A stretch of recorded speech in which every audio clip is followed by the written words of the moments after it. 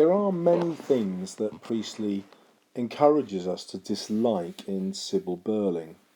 There's her snobbery, her obsession with her own authority and class, her view that the inspector is impertinent and by definition beneath her because of his social standing, and her dismissal of real life.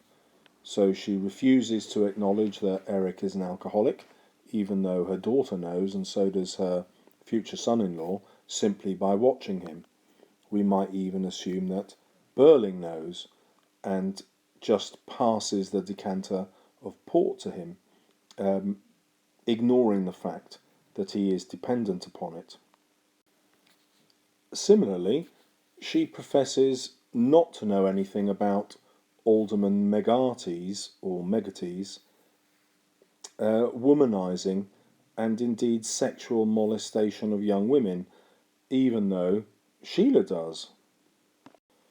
So we have a sense of someone who is willfully ignorant, and she tries to pass this on to Sheila, suggesting that Sheila should be just as used to men of business spending time away as she was, which hints very clearly that Birling was having affairs just as Gerald did in his younger days, and that she expects her daughter to put up with this.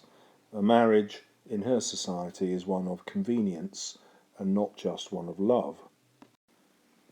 To get your A star, however, you need to think about Mrs. Birling as a construct, which I've dealt with before, and you need to think about her place in the play.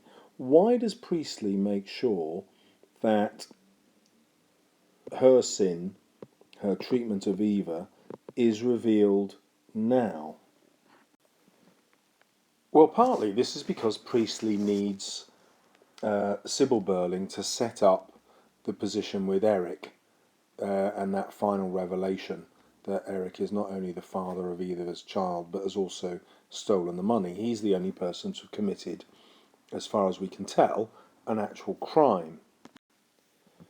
But the other reason is that the welfare state now steps in when you become unemployed, and therefore Sybil Birling is in the position where she has to step in when Eva Smith has nowhere else to turn to.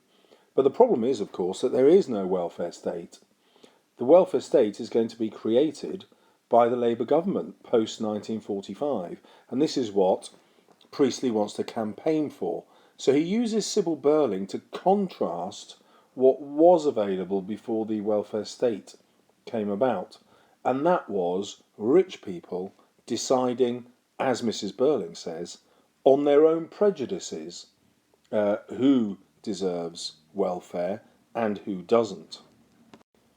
And so Priestley's attack isn't just on how the rich get richer and exploit their position, it's also an attack on how they keep even the most basic human rights away from the poor.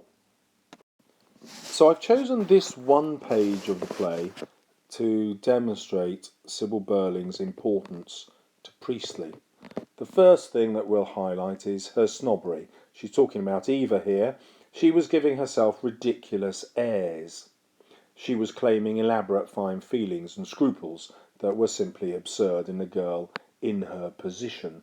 And so this throwaway remark here, a girl, not a woman, in her position, all reveal Sybil Birling's class prejudice. But if we delve a little further into A-star territory, we'll notice the sibilance of the repeated S's. Feelings, scruples, simply absurd. It may be just a coincidence that Priestley calls her Sybil Birling, but sibilance, this repetition of the letter S, recreates that sinister sound, a hiss, perhaps that snake-like sound. In any event, it's not a peaceful sound here, it's one designed to show Sybil Birling's evil intent. And then again we have this strong sense of irony. Sybil Birling refers to Eva's feelings as elaborate. And look at the elaborate language she uses to describe this. Ridiculous airs, elaborate fine feelings, scruples, absurd. In other words, in order to disguise her evil nature, Sybil Birling uses the most advanced vocabulary she can to make herself sound better. This is perhaps a psychological trick. Her unconscious mind is telling her that she has done something that is terribly, terribly wrong, but she refuses to admit it. Her choice of language, being so elaborate, reveals to us just how wrong she is. Her snobbery is further revealed when she tells the inspector why she disbelieved Eva, as if a girl of that sort would ever refuse money. This labelling of her, again as a girl, less than a woman, not a real person perhaps, and of that sort, suggests how superior she feels. But also, she feels morally superior. The poor are always after money. This is doubly ironic when we think back to Birling's celebration of the engagement of Sheila to Gerald. It's the financial advantage in the alliance between Crofts and Birling and Company that so excites him. In other words, this desire for money is just as much apparent in the rich. In fact, more so, because they are claiming much more money. Eva, you remember, just wanted a couple of shillings more per week. Once more, Priestley uses dramatic irony here. When Sybil says, "Therefore, you're quite wrong to suppose I shall regret what I did," he knows that the inspector is just leading up to getting her to incriminate herself by accusing the father of the child, not knowing that this is Eric. However, there is a further level of irony. Despite the sophistication of her language that suggested subconsciously she does indeed realise how wrong she is, these words here are prophetic. By the end of the play, she refuses to regret what she's done, and she refuses to think she was responsible. Priestley also makes sure that Mrs. Birling refuses blame. She introduces the idea of blame here in order for the inspector to ask, well, who is to blame then? And for the culprit to be revealed as Eric. In her mind, the father is wrong on two counts. First, he was a drunken idler, but equally as important, he didn't belong to her class. In other words, Sybil Birling blames the father not just for leaving a mother with a child, and not just for being drunk, but for having a relationship with someone from a different class. This is the very opposite of the society Priestley wants to promote.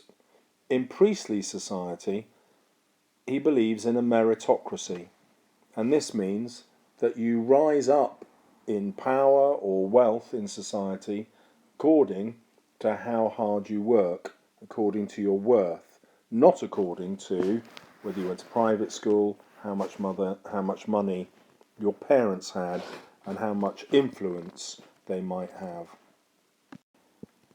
Priestley is trying to create a society in which class does not matter, because everyone is responsible for everyone else.